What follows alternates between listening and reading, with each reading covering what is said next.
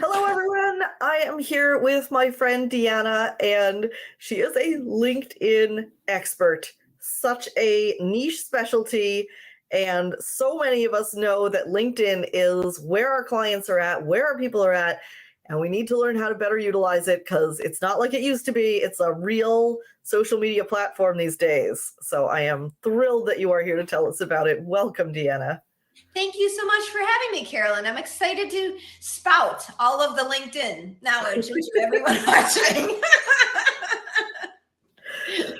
You caught my attention with this triangle strategy. I always love when there's a strategy with a formula and a name behind it. But Yes. before we get to that, why don't you tell us a little bit about how you ended up being a LinkedIn specialist? Yes. So basically, it happened by accident. This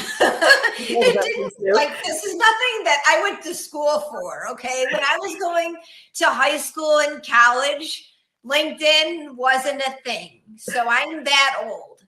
I actually went to school for broadcasting, and who knew broadcast journalism would take me to social media, which is kind of sort of like not really, well, no. Anyhow, the argument that they could connect it. I'm using the communication skills to communicate about how I went in one direction and I ended up in another direction. So it was actually a sales job that brought me to LinkedIn because I had already been on it. I had already created a profile and I was updating things not regularly, but I was using it more like an online resume. And that all changed in the summer of 2018. And why, you ask? Because of a sales job. And that company wanted me to use LinkedIn to cold call pitch, basically to say, I don't know you, I don't like you, I don't trust you, but please buy from me. And raise your hand if you ever experienced one of those cold call pitches and the direct message. Every single day. I got one this morning.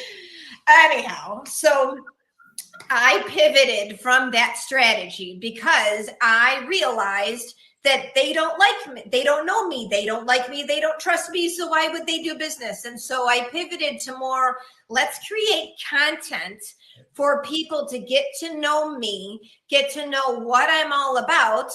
And then let's create conversations and not just creating, but contribute. Basically treating LinkedIn as an online networking event. And crazy how that all works, because when I say that, some people are like, oh my God, my mind was just blown because I never really thought of LinkedIn as a networking event. Right. So it's about creating that profile. It is about creating and contributing to the conversations in the comments, and is about creating that content that adds value. And so you really can't have one piece without the other two.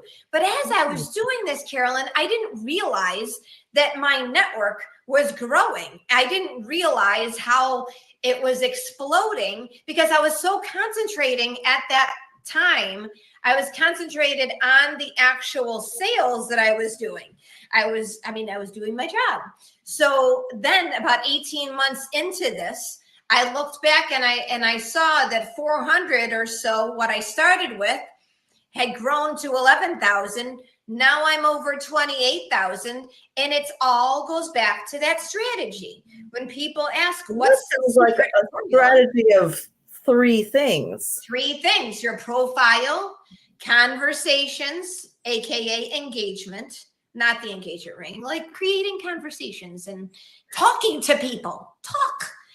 And then content is the third piece. So that, I'm guessing, is what forms your triangle strategy. That is. Wow, you're sure.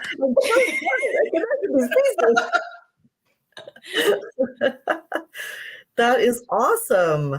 Yeah, it's this relationship and this balance with all of them. Now, I'm imagining in my mind that I put out content pretty regularly. I engage pretty regularly. How regularly should I be updating my profile? Well, it all depends on who you're trying to attract, how you make sure that that is communicated in each piece of your profile. Honestly, I decided after I attended an event a couple weeks ago that I would add a certain profession into my LinkedIn profile. And so I just did it. You can really change it at any time. It's fluid. It's not like it's a book that goes to print and then you can never touch it again. So you can change things up as much as you want. But it's making sure that you're communicating in every single piece of your profile, who you are, what you do, who you're looking to work with, answering all of the questions. Yes. Okay. Now, one of my issues with social platforms and the engagement side of it is the amount of time that it takes. Do you do something like set a timer, engage for this amount of time, and then stop? I don't, but I keep in mind that it is about commenting with a strategy. So my metaphor for commenting and how I teach the commenting part of my LinkedIn coaching is imagine a face-to-face networking event. You walk into a big room, restaurant, meeting, event area, whatever it is, and you see everyone having conversations. Well, then imagine that you have hanging from the rafters big poster boards saying these people are talking about this and these people are talking about this. It doesn't happen. It doesn't. But my strategy takes them over to those conversations so that it's not a matter of setting a timer. It's a matter of these are the people I want to be seen by, and these are the groups and people I want to be resonating with. And this is where I need to be having those conversations. I love that, bringing the strategic part to it. It's not scrolling and commenting as you see things and making sure, okay, it's got to be at least 5 words and sort of random. Right. It's about treating it like a networking event. So walking in and letting anything go by the wayside as far as, oh my God, what do I do about this? And what do I do? But just have conversations. That's all. And you're making sure that you have those conversations with people that you want to be more visible to. Yeah.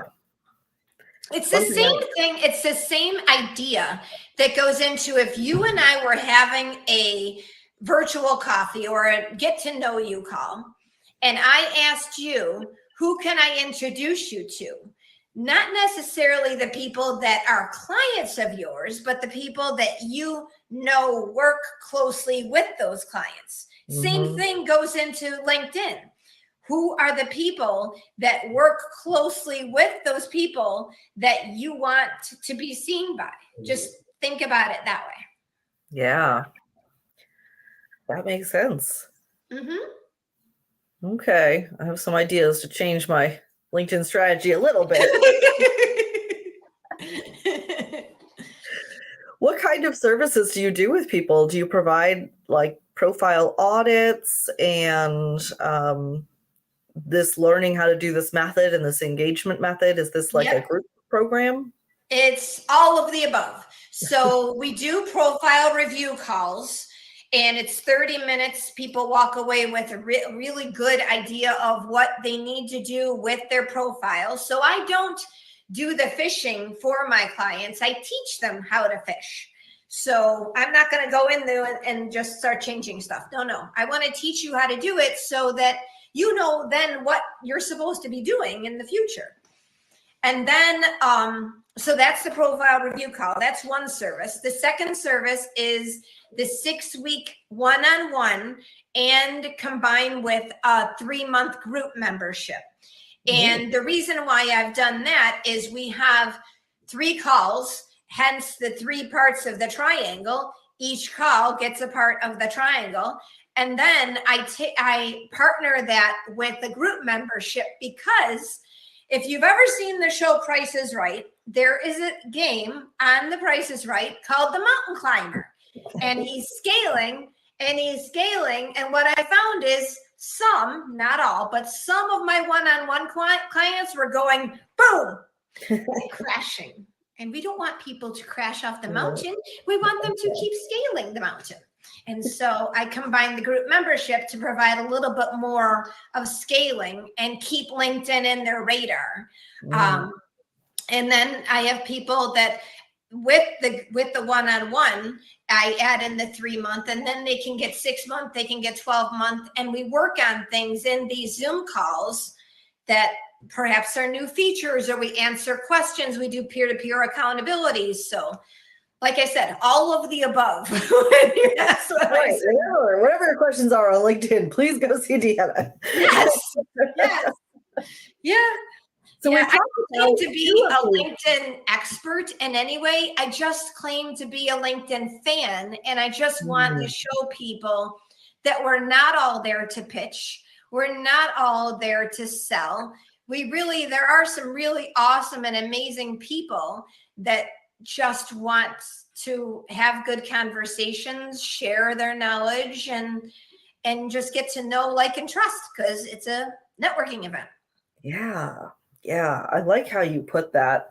I have a lot of people telling me that I need to take on this title of funnel queen. And I tried it for like a few days. And I'm like, I just don't feel very comfortable with it. I prefer funnel fanatic. Like you said, I'm just a fan. I enjoy it so much. And I don't know everything, but I know how to figure it out and ask questions and try things and test things. So yeah, much more fangirl. Right. That's what it's all about. It's about being a fan of a platform and just encouraging people. And in your case, the funnels, encouraging people how to make them work the best for them. So that's what it's all about. Yeah. So now I realize we talked about the profile part and the engagement part. We haven't talked about the content part. What kind of content should we be posting and how often? I think that's a question people have a lot. Well, one of the things that people need to understand in regards to content on LinkedIn is that what works for the goose may not work for the gander. So if you see someone that is creating really good visual type carousels are called, or whatever you want to, you basically you flip the screen and you go from graphic to graphic. That may not work for you. Perhaps you're a storyteller. Perhaps you want to relate. It's all about relating when it comes to content. Because if people can't relate with their content, if people can't relate with the stories, they're just going to scroll by. So it's about relating with them. And so to go back into the different types of content, you can post whatever you want. And you can feel free to mix it up a little bit. You can test doing a poll. You can test doing a video and see what works. When I started creating content, I didn't realize that videos would be my thing at the beginning. I really didn't. But it provided an opportunity not only to create content on a platform that I was becoming more familiar with, but I wasn't like a super expert on. But it also got me out of the comfort zone of clicking record and doing the videos. And now when I look back at doing the videos, I laugh because I looked ridiculous in some of these videos. But looking back, I'm like, if I wouldn't have done that for an entire year, and I only did the videos twice a week, every Tuesday and every Friday. But you know what I did in between? I shook hands. I had conversations with people. So that goes to the point of, you do not have to be posting 3 times a day, 4 times a day, 7 times a day. You don't even have to be posting 7 days a week. You find what works for you and then bring it to LinkedIn and integrate it into your schedule, into your calendar. Because the fourth piece of that triangle, if I was creating a triangle that would then be a square, I would say it would be consistency. Because if you remember what I said about the videos, I was consistently posting them twice a week. I kept that up for over a year. Consistency is really huge. And I'm not saying that you can't take a vacation. You just know when you do take a break that you have to jump back in and just keep going. I took a break because I didn't have a choice. I was on a forced vacation with no Wi-Fi, and I didn't have a choice. But it was good for my mental health, and now I know I got to keep swimming. It's just like Dory in Finding Nemo. You just keep swimming. Just keep swimming. Yeah, I think I like to think of content as being something that's there. Like the main thing is the going out and having conversations and meeting people and just having something on your profile for them to come back to, some fresh, interesting content. So when they're scoping you out, it's not like a ghost town or something that you posted 8 years ago. And that's why the triangle strategy works, because it's about what you put on your profile. But if you aren't having the conversations and you aren't posting content, then it's a really good profile that nobody sees. I hear crickets as people go to your profile because no one sees you. And the conversations, it's about getting to know, like, and trust people. And then it's about the content where you showcase your value, you relate with the people, you share stories of your business, you share behind the scenes. It's all of that. And then it works when you're not working. Yeah. Hashtag always be funneling. Always be LinkedIn. Yeah, that isn't even a word. Same ring to it, but like that wheel keeps turning. You can get yourself some momentum without having to be like hustle every day. And I think funnels are very good for that, and in the same way. Yeah, see, we have something in common. Both of it. It's about what you set up at the beginning and putting the foundation pieces in so that it keeps working for you when you're not there. Absolutely. Yeah. So what else? What else you got for me?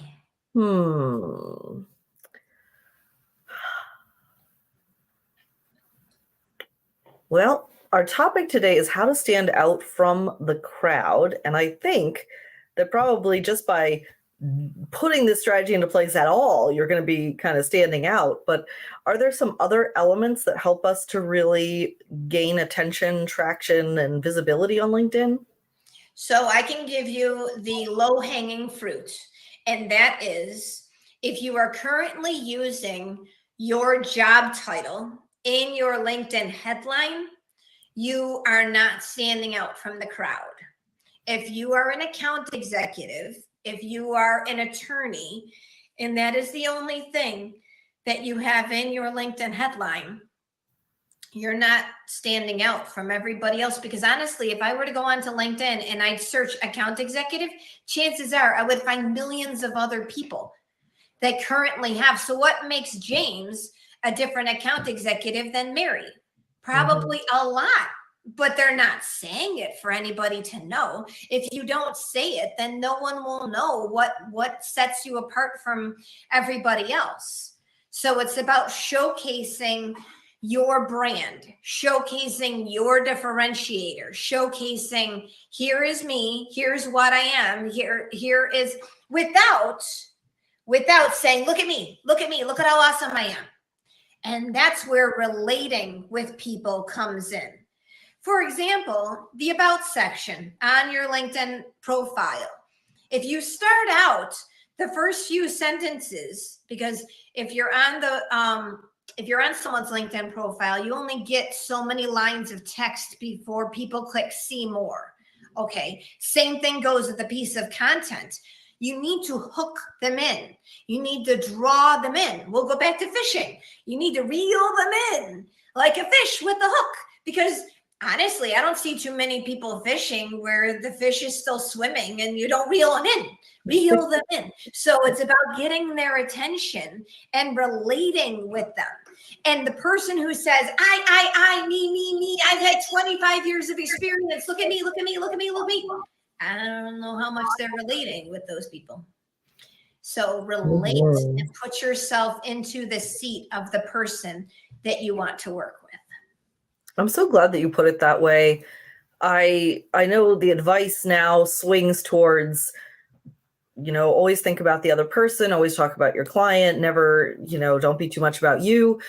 And there's a balance there because There you do is. also need to talk about you to build the know, like, and trust. They have to know that you're a human being with your own quirks and advantages.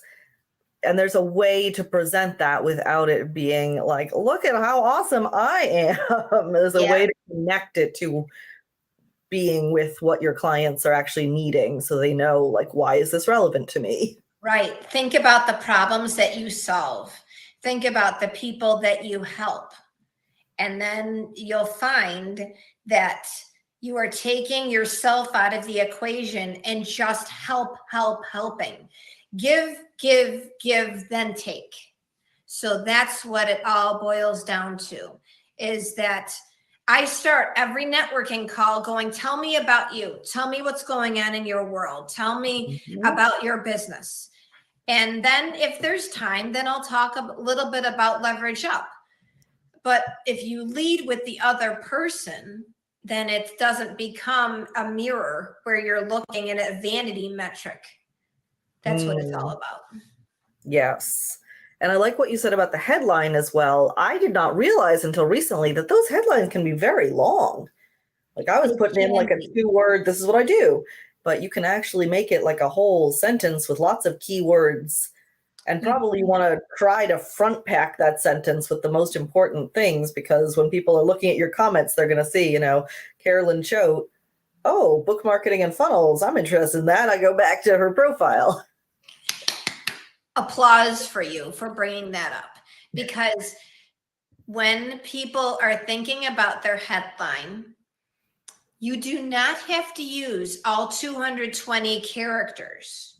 So if you find that you can keep it short and sweet, then more power to you if you can do it, okay?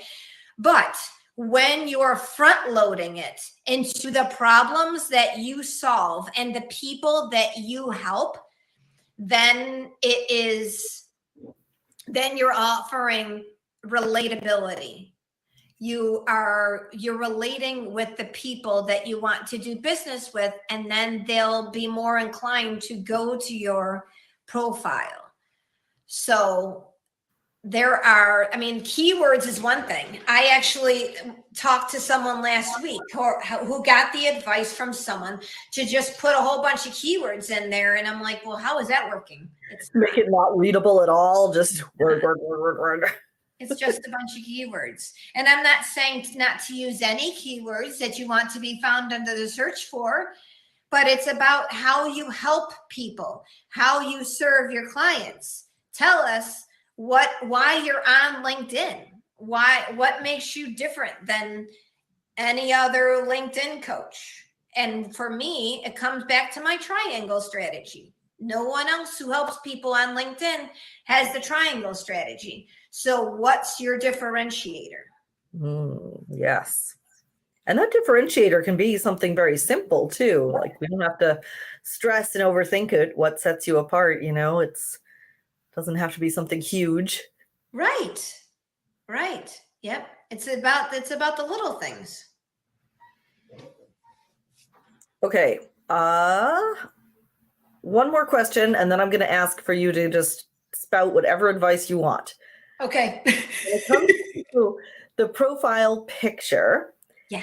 Do you prefer a close-up headshot or a logo or something related to your business? What do you think is the best choice there? The profile picture should be you smiling. You solo, smiling, approachable, because I don't know too many people going to a networking event flashing around their logo. Now, I'm not saying on the company page you can't put your logo. Mine is on there. But on the personal profile, it is you solo, smiling, and you should be taking up between 65 and 75% of the circle. Oh, okay. Very exact. And not distractible background. Try to keep it like a neutral background. Yeah. Okay, that makes sense. All right, so those are all my questions, and now I'm going to just open it up to whatever you think that we need to know about LinkedIn. So There's a lot. There's a lot. But honestly, I feel like take the pitching out of it. You don't need to be direct messaging anyone and their brother about connecting with you and trying to sell. Because when you do that, you are going to repel a lot more than you will attract. So once you create a place where people can get to know you, get to relate to you, get to trust you, they will then get to like you. So it's about thinking about it outside of the box. And what I mean by that is, what can I do on my LinkedIn profile, comments, whatever it is, to get better and to attract the people that I want to be seen by? That's what it's about. I have had clients working with me who have gone, before they started working with me, from 10 profile views a week, and now they're up to 750 profile views a week. Mm-hmm. Visibility is huge. And then the business comes. So if you're only getting a few dozen, that doesn't mean that the visibility will never come. It just means that you need to think about, how can I differentiate from everybody else? How can I think outside of the box to get the attention? What does each piece of my profile say about me and what I do? How am I commenting? Am I commenting at all? Then which circles do I need to be commenting? Who do I need to be seen by? And then what's my value? What do I have to offer? What are the stories of my business? That's it in a nutshell. That's what it all boils down to. It sounds pretty doable. Yeah, mic drop. Mm-hmm. Go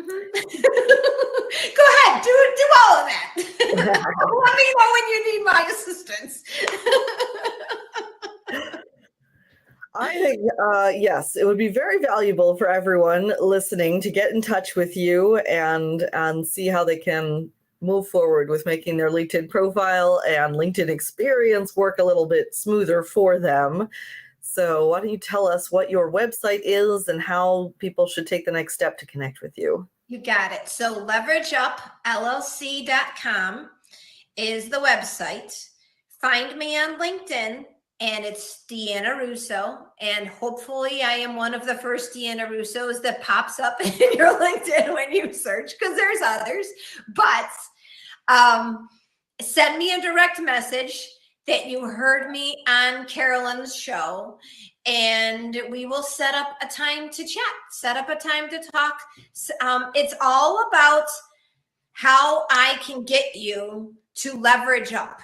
Honestly, there's a reason why I called the company that, Leverage Up. It's about getting that next step up and optimizing all of the above. Yeah. So, yeah. Get in touch and let me know. Direct messages are welcome. Honestly, you can follow, you can connect. I just like to have conversations with people and find out where they heard about me and how I can help. There's about to be a whole bunch of Deanna Russos who get messages like, I saw you on Carolyn's show. Like, who? What? If you Google Deanna Russo, Carolyn, there's an actress that is named Deanna Russo. She was on the Knight Rider remake. She's been on some soap operas. And yeah, I find myself constantly like, so here she has like a page and a half from Google search results. But if you search Deanna Russo LinkedIn, I'm getting closer. I searched when I was looking for your headshot. I searched Deanna Russo LinkedIn and got you right away. LinkedIn, if I put that in, it might just give me every profile from LinkedIn. Like, it's not necessarily saying this is a person who talks about LinkedIn. Yes. But it worked. Yes. The smiling profile pic will sort it out. So I'm just thinking about those people listening on audio, like, but look for the Leverage Up company too. If you see that in the profile, then you'll know you have the right one. That's right. Deanna Russo, Leverage Up, and you'll find me. Yes. Thank you so much for coming and giving us all of this value about LinkedIn. I really appreciate it. You got it. So happy that you invited me to join you. It was it's always fun talking to you. Do you have any parting things you'd like to leave us with? Parting things, have fun with it. If it feels like a job, if it feels like something you have to do, then it's just going to be something that you're not as committed to.